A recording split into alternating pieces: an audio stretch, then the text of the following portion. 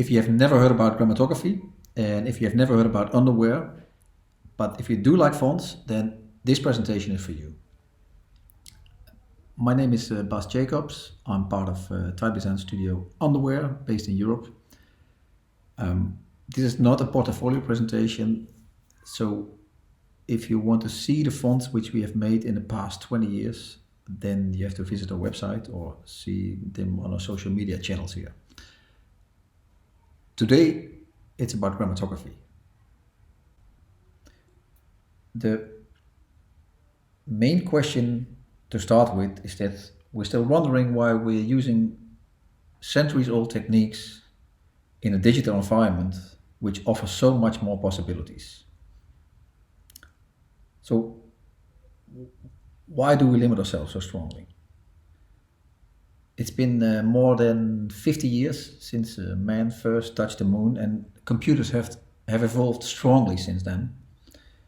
And if you look at those computers, the way we deal with text, then every letter is inside a square box, and we still use a QWERTY keyboard to work with those letters. And it's because this guy, Gutenberg, he invented this metal type, and this guy, Schulz, he figured out a way to avoid this undesired mechanical key change of a typewriter.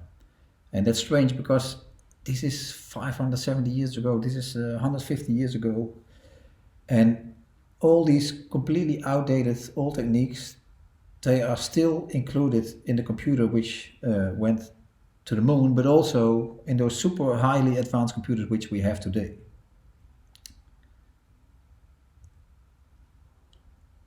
"2020 is not the same as 1969 anymore. So maybe you've heard about variable fonts. Some people say that if you put all these styles of a font family into a single font file, then you get a variable font. And so we think this is what we have, like we have a master of the regular, a master of the black, and that's all these masters together, that's a variable font. But what it really is, if you look carefully, inside the font file, there's a master plus directions where to go from there. So those are the two things which are included in the font file, and as you can see, those directions, those interpolations, they're all straight lines. And that's strange because in the beginning of digital type, there were only straight lines until there were Bezier curves. And now we can make round shapes or any shape for the letter which we want.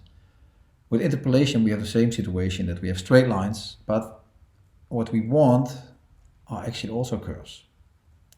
Therefore, we introduced higher order interpolation inside font format some years ago. And what it does is, can be seen here on the left, you have a linear interpolation and a shape bending in an extremely ugly way, not what you want. And with higher order interpolation, you could also design those orange dotted lines there, which are part of your design, the same as the shape is also part of your design. So you can define yourself how this moves. And why this is important for type design can be seen here. This was before higher order interpolation. If you want to write with a letter, you have to design all these frames one by hand, which is a lot of work.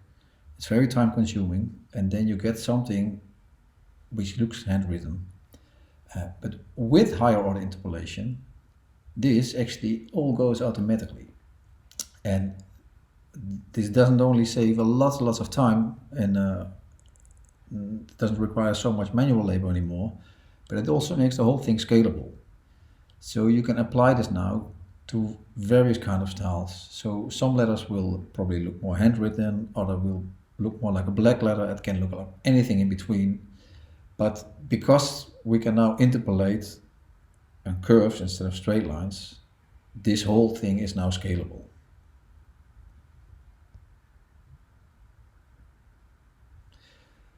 If you look at the story of writing, then already for 5,000 years, people have been writing by hand. At a certain moment, there was a second way of writing, which was typography. And it had a big influence on society, how it changed society a lot. But at the same time, it's strange that we're living at the moment in a completely different time than the Renaissance. but we're still using the same methods to express ourselves. So you could question if maybe we need new ways of expressing ourselves. So maybe next to handwriting and typography, there could be a third way to write and to express ourselves in writing. That's something, I don't know yet what it is, but it could be dynamic, because typography is static, which is very strange. Handwriting is dynamic. And now we have all the technology to make it dynamic as well. The typography, we write with typos, with static typos, and maybe there's another way of writing, we write with grammatos. And those grammatos, they are dynamic on the level of the letter itself. And this will probably allow for much more personal expression. Text has always been static, as it was written or printed on a page.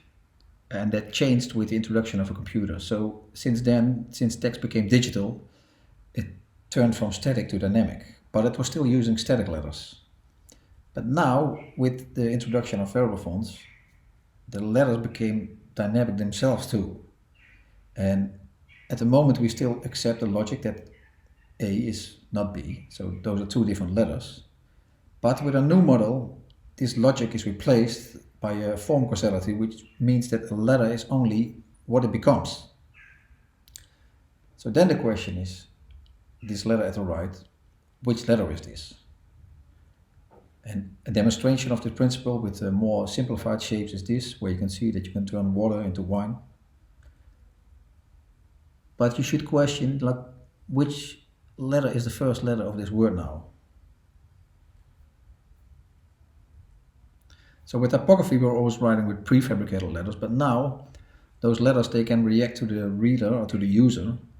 So they're not predefined anymore. So typography is not the right term. So maybe a grammatos is a much better term. So maybe grammatography is the more appropriate term for this kind of writing.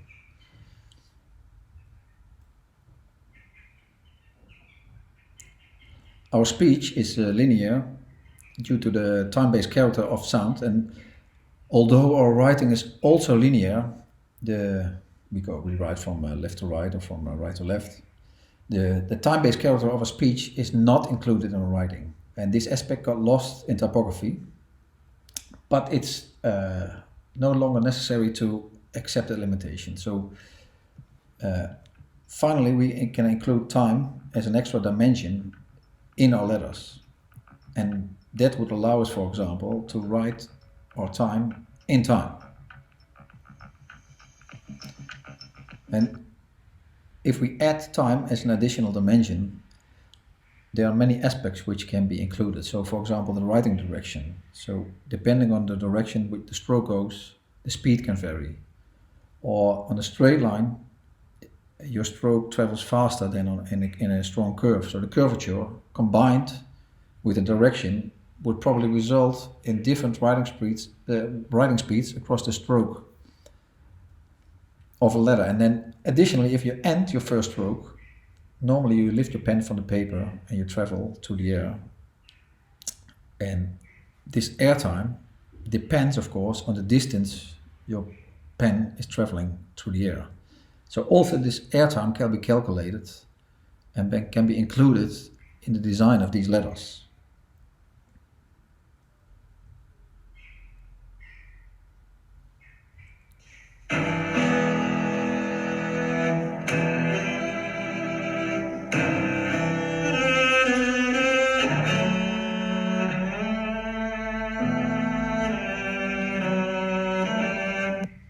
A little bit further in the documentary, she says, when I'm playing Algar, I think I can put in every type of emotion. I feel as if me and the cello were one. When I move my fingers, it's as if I'm putting it on like clouds or something. And I feel that when I play the music, I actually can possibly feel what the composer was trying to put into the notes. So we wonder why we can't express ourselves in writing in a similar way as we can express ourselves while playing a music instrument. So we need to make those new writing instruments for this new way of writing. And those writing instruments will probably look completely different than any other writing instrument which we have until now. So here's one demo, for example. You see a stick inside a three-dimensional box, and the length and the position of the stick controls the strokes on the right. And if you know how to play with this stroke, with this stick, then you can write certain letters. And at the moment, you can see that we need to practice more because we don't know, this is a big mess at the moment. So for this demo, we can get some help there on the top with the slider.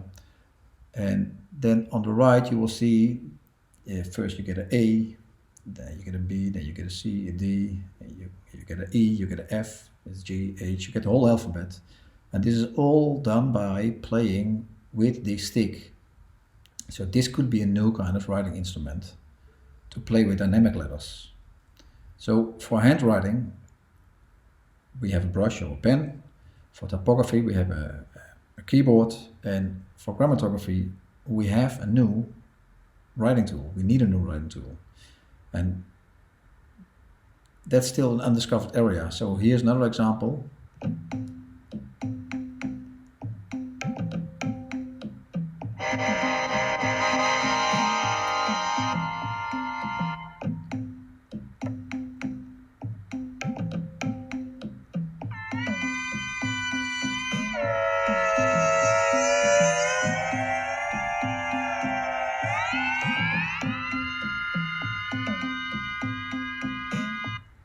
As you can see, we need to practice much more still with this new tool. Last part, grammatography.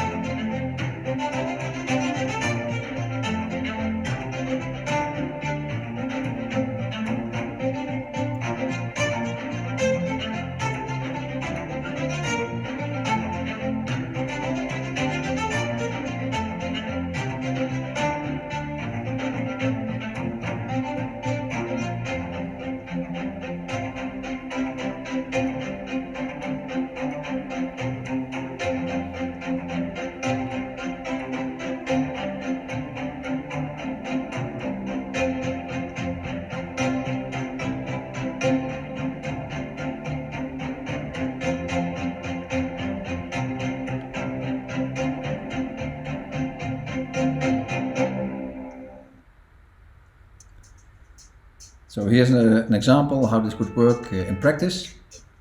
This is, for example, an Instagram app where you can write your message and then the app could write that message for you.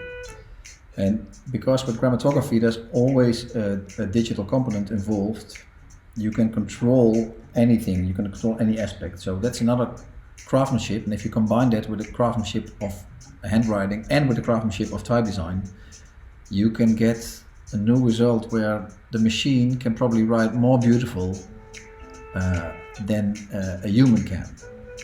And the way, for example, this animates, if it animates from left to right or from the outside to the middle, like it can all be controlled. Another example is here an operating system where you could have a text and you can select the text, and in your contextual menu you can ask your computer to write this text for you. And this can be, for example, handy with Chinese or Japanese or with Asian scripts, because the stroke order is very important there. So if you want to see more demos of this, there's a website where you'll find more examples and more information. The website is grammato.com. Summarizing is that grammatography, it's scalable in production and as well as implementation. It can have any style. The style can vary from handwritten style to the black letter or anything in between. It's not limited to a specific script, to Latin or Chinese or Hebrew, it can be any script. And it's supported on all operating systems and in every browser. And because it's Unicode based, text remains text and can still be translated automatically or is accessible for search engines. So grammatography is ready.